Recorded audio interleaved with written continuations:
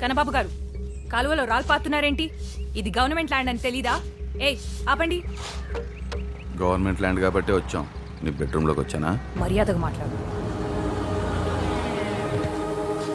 ఎవడాడు? కన్నబాబుని కళ్ళు తాగటం కబ్జాలు చేయటం ఇదే పనండి. ఆపుతారా లేదా? సరే ఆపేస్తానే.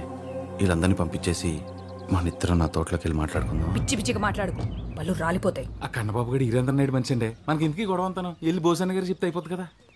రాలగొట్టవే. హలో,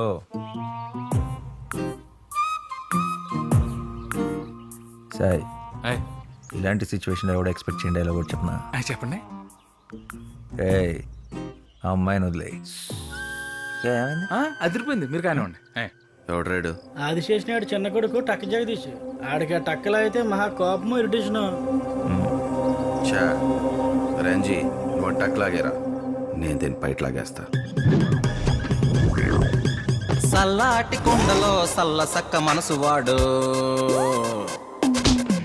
నువ్వు గిల్లి గిచ్చి రెచ్చగొడితే వచ్చి దంచుతాడు.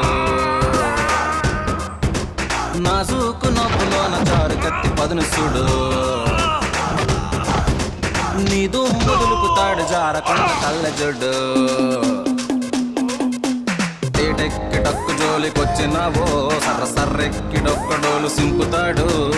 ఎర్రెక్కి కళ్ళు తాగి సింధులెత్తే బట్టలెట్టి పంపుతాడు. సుట్ట మీడురా నువ్వు చక్కగుండరాదు, ఎర్ర